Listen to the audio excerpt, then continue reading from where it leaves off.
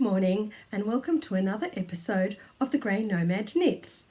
You'll have to excuse my croaky voice as I've had a nasty cold this week, and today is the first day that I've actually felt like I have enough energy to actually sit and do this. It has been a little while since my last podcast. I think most of you probably know the reason why, and my sincere condolences to Andrea from Fruity Knitting. Andrew, I can't imagine the loss he must be to you, and I know that the knitting community from all around the world is thinking of you, and we're all going to miss him terribly. So I'll have a little tribute to him shortly. The weather today, oh my goodness, winter has finally arrived. It's nice to be able to wear some hand knits, although with this cold, you tend to get a little bit of a temperature at times, so I get cold and then I get hot, then I get cold. But we're talking about a Perth winter here. It's 18 degrees today, and that's probably a summer day for a lot of you. But here we feel it quite cold. It's quite funny because when we hear about people in the UK and it gets to 23 or 24 degrees and they go, oh, it's so hot. And we think, really? That's an autumn day here. It's not even hot enough to put the air conditioner on. It's so funny. We all live in different parts of the world, and I'm sure at times we all wished we lived in different parts of the world. I know for one that in the middle of a Perth summer, when we're getting day after day of 38, 39, 40 degrees, even hotter, I often wish I was in the UK or a beautiful Scandinavian country enjoying the frost and the snow. But anyway, that's how it is. So I'm just going to have a little photo montage here as a tribute to the wonderful Andrew Doig.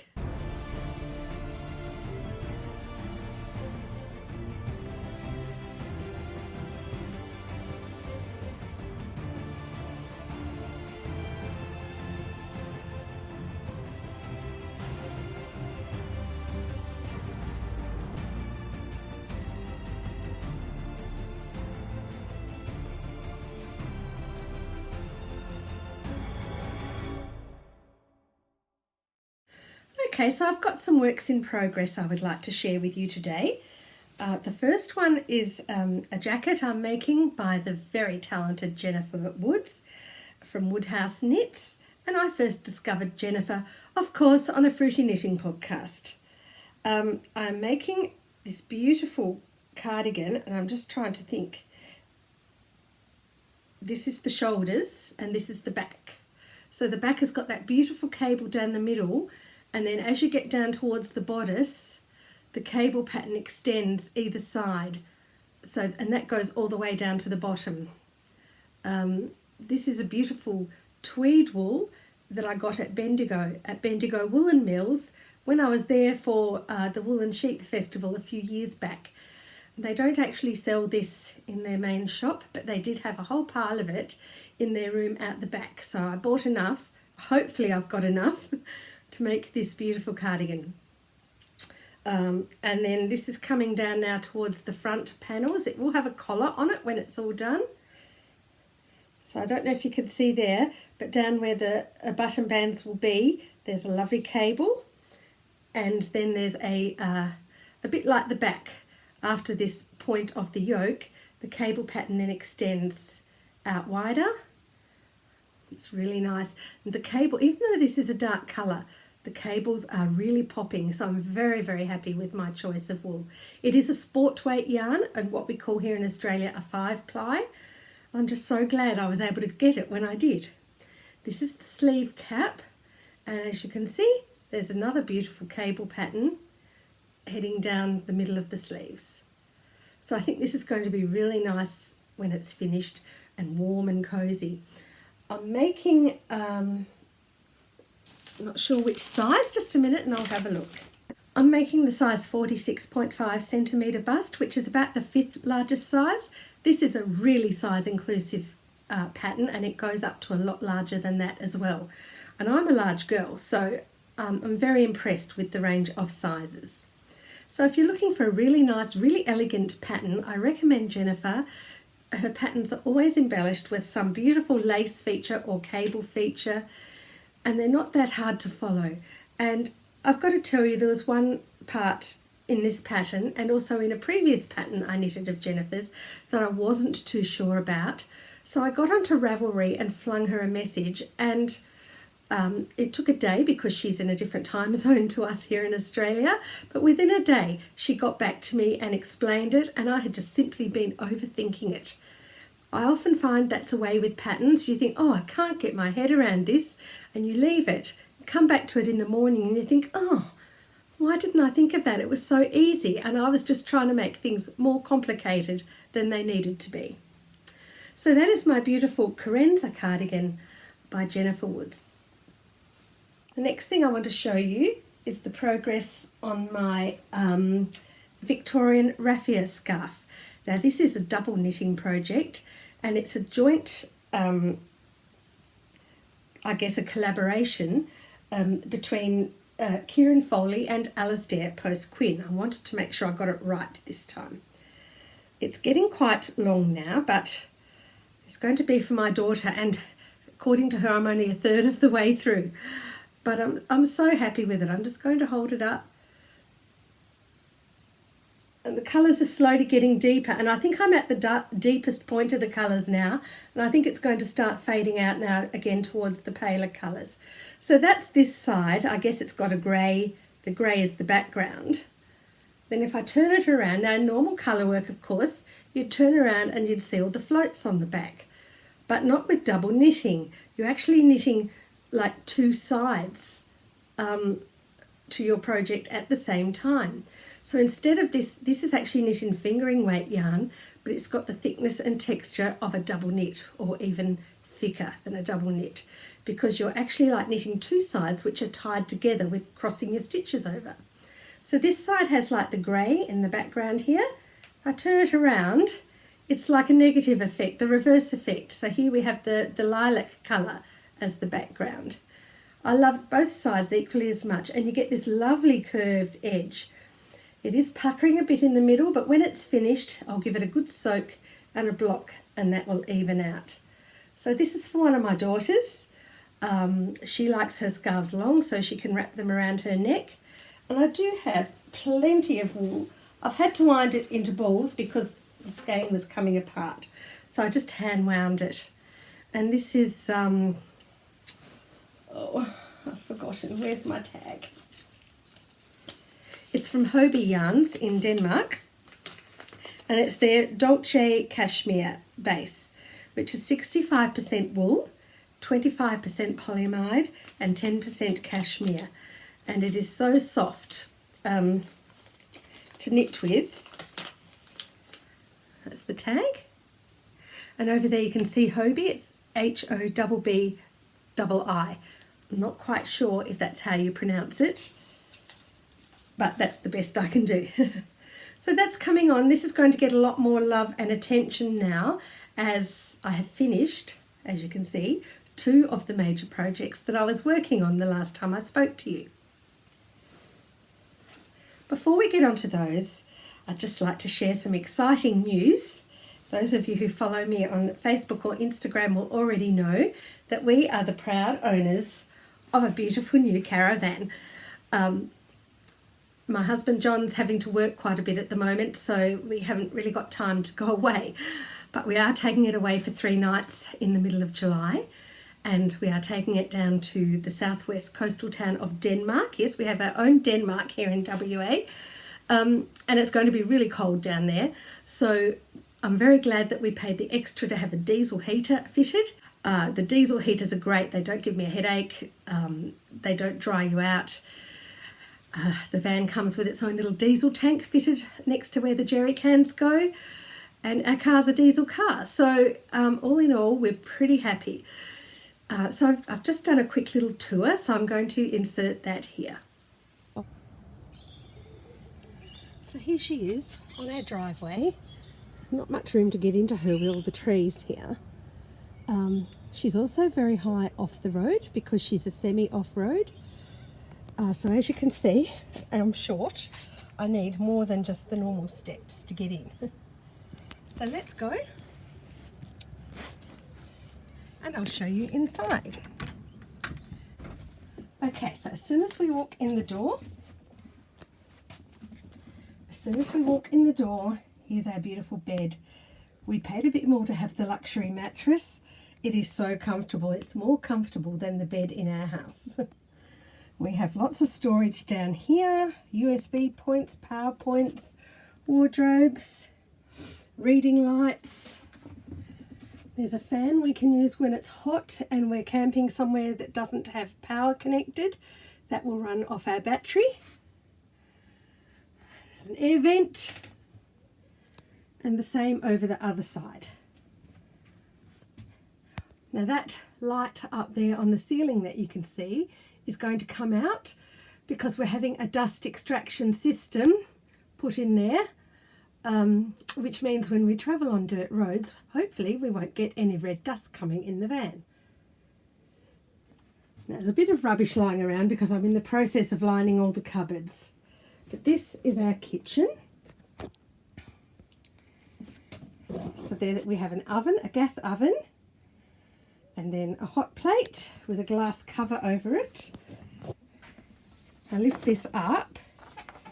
See here we also have 3 gas burners and there's 1 electric burner, so we can use that one when we're paying for power in a caravan park. There's our sink, and we actually have hot water in this van, which is lovely. The cupboards are all open at the moment because they're being lined. There's our microwave down there. This is our fridge. And this bench on top of the fridge, when the rubbish is all cleared, will be where the coffee machine and kettle and stuff will sit while we're not travelling. I'll just open the fridge to show you. It's quite a good size. Anywhere you go in Australia, you're always close to a general store somewhere or a supermarket. So that would be plenty big enough, and there's even a little freezer there as well.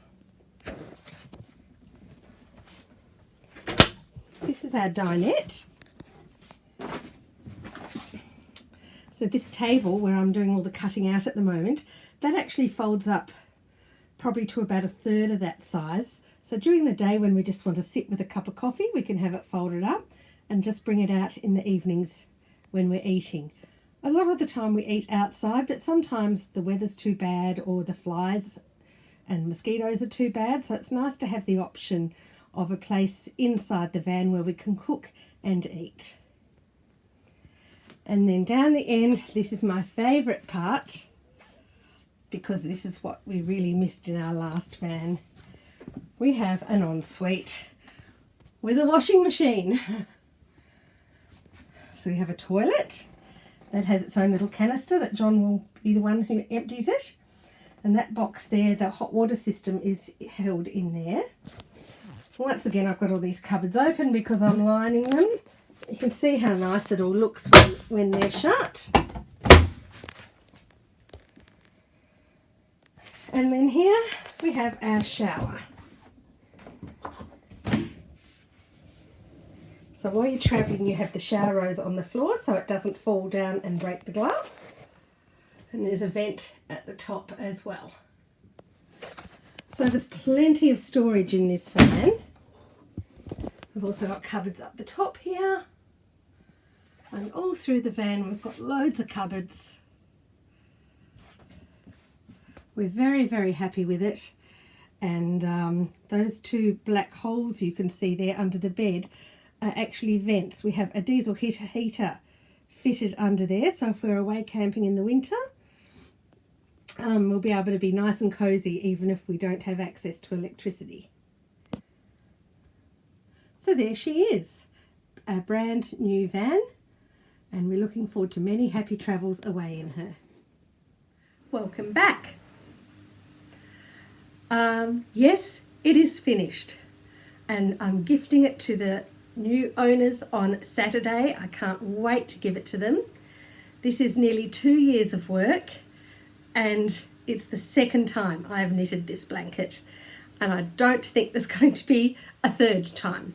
I'm going to stand up and see if I can give you a better idea, but I will insert a photo of it as well.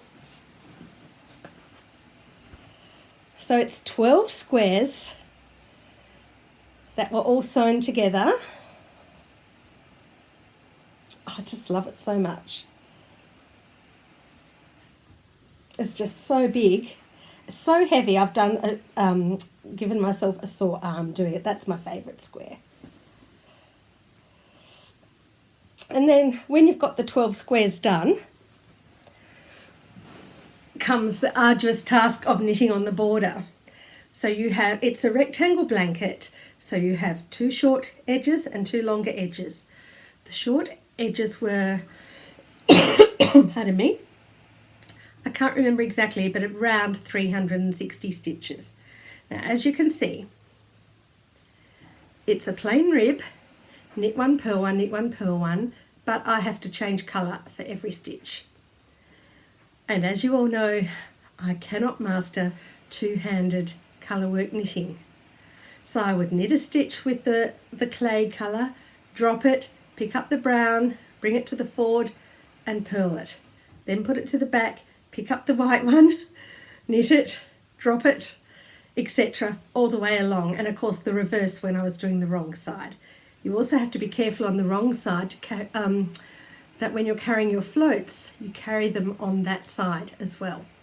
Very easy to make a mistake and carry them on this side. So that was the short edges, and then came the long edges. 460, might have been just over, stitches. And it took a long time. It took over a month to do the border. In fact, I think I've been doing the border since the last time I spoke to you. When I got to the last 2 rows, which are just in the clay, so I was able to drop the brown colour, I was so relieved. I pushed on and got it finished that night. The next day I sewed in all my loose ends and gave it a bit of a nice steaming because it had puckered up a little bit in some places. And I couldn't be happier with it. It has turned out just as beautiful as my first blanket. So the story behind this is that John's brother and his partner were up one day, and I had just spread out our version of this blanket, which is exactly the same, on our beautiful wingback chair in the living room. And they kept raving about how beautiful it was and could I make them one. And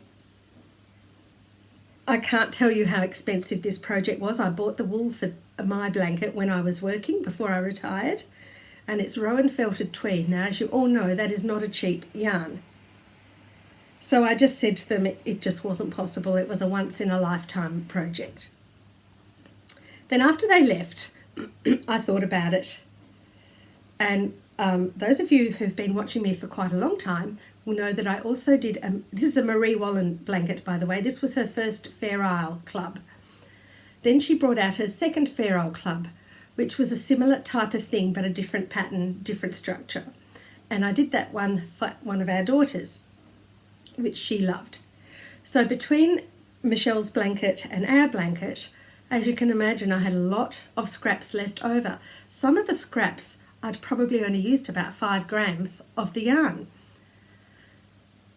So I got out my pattern and looked at the quantities I needed, and I thought I could probably get away with it if by having to only purchase 1 ball of yarn per square. Now, some of them I had to purchase 2 or 3, other squares I didn't have to purchase any.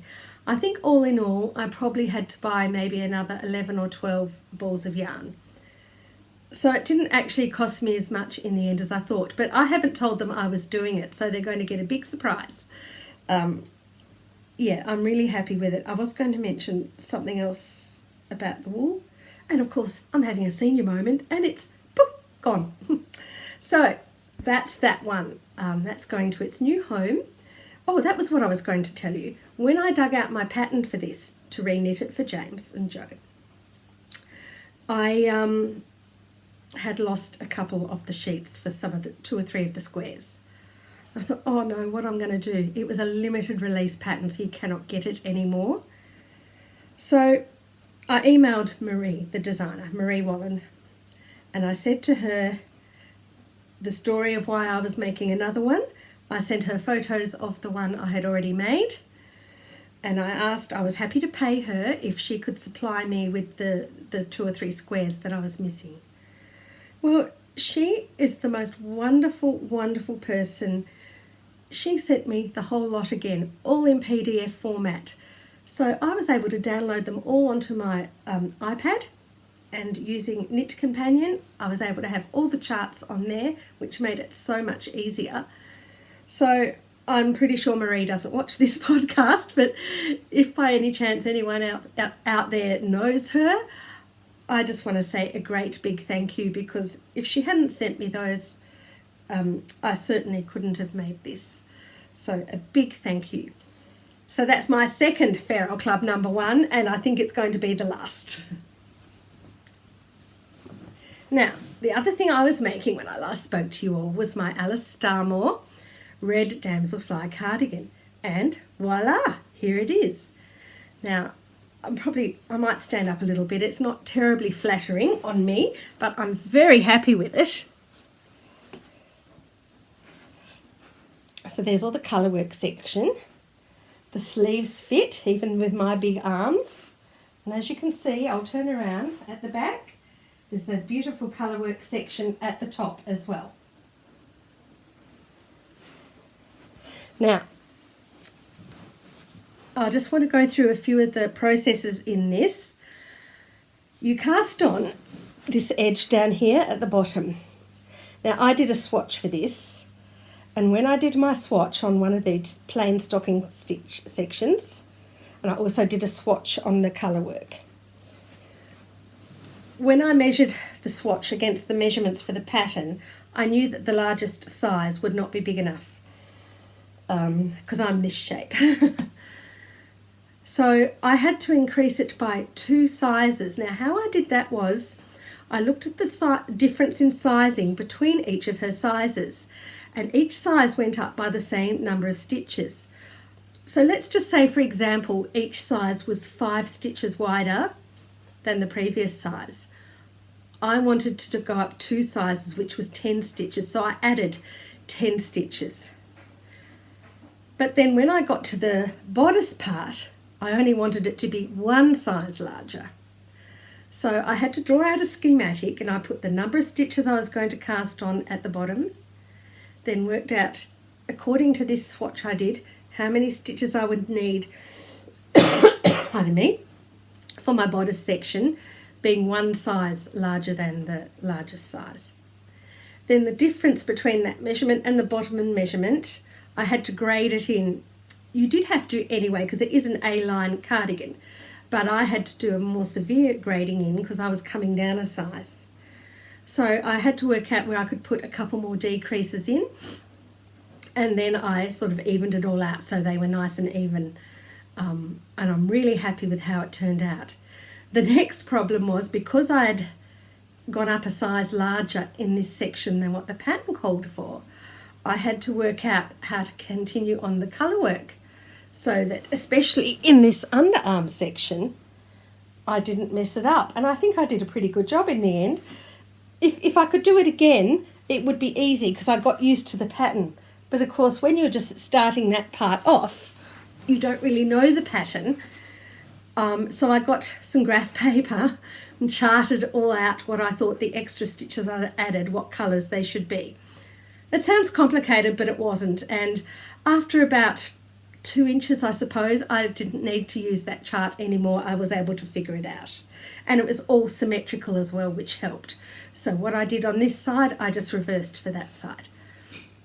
The other thing I was really happy about is the button band.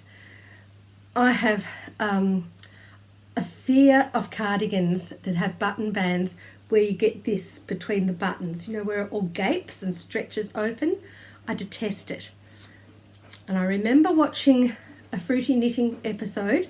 I think it was an episode, or it may even have been a Patreon interview. I can't remember. But anyway, Andrea was interviewing a lady whose button bands were perfect. And she said that one of her pet hates is a gaping button band. Well, I have to agree. Now, she said all you do to avoid it is, instead of putting your buttonhole in the middle, as most of them are, you put it a stitch or even 2 stitches closer to the main part of your garment. So your buttonhole is closer to this side than the edge. So I thought, well, I'll give this a go.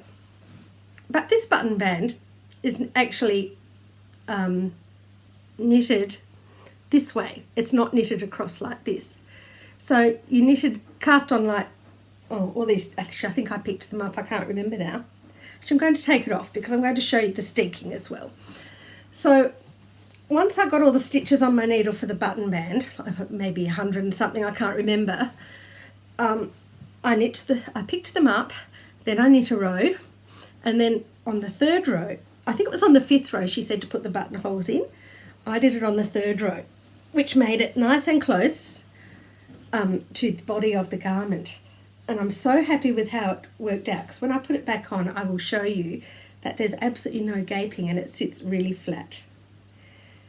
Now this was steeked, so it was knit in the round in one piece, and then I cut the steeks open. And Alisdair says you don't need to reinforce her steeks because her wool is so beautiful and sticky. And she's right. So you cut it open, cut halfway up the steek, in the middle of the steek I cut it up, and then I had a piece on each side about that much of steeking stitches. I think there was 4 stitches on each side. And as you've cut it, the steeking stitches kind of tend to fold under anyway. So then what you do is you simply you trim them down to 2 stitches, and then you just cross stitch over them. So in here, this is the wrong side, this is the button band, and here is where I've cross stitched over the steek, and it's turned out really, really neat. There was another steek here for the neck, and there's another tiny one, can't remember where now.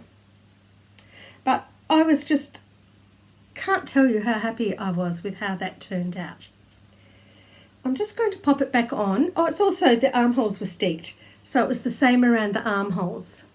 And it actually sits pretty flat when you're wearing it. You can hardly even tell. I'm just going to put it back on and show you how well the button band turned out. Okay, so I've got it buttoned up now, and I think you'll agree, I'm just going to stand up a bit for you, that sits, I'll lean over a bit, that sits so nicely, there's no gaping. I'm just really, really happy with it. You can't even tell that I put the buttonhole closer to this side. I certainly don't think anyone would pick it. So that's it. Very happy. My Red Damselfly by Alisdair, all finished. Well, I think that's all for today. I hope you've all had a wonderful month or two. And I will now be podcasting just once a month. I've been doing a little bit of work as well, which has been good. And I'm still striving to lose some weight, but that's not going to be the focus now of my podcast. But hopefully, physically, over the coming months, you will see a difference. So that's all for now. Thank you so much for watching. If you've liked my video, please subscribe. That would help me out immensely. And I shall see you all next month. Happy knitting. Bye.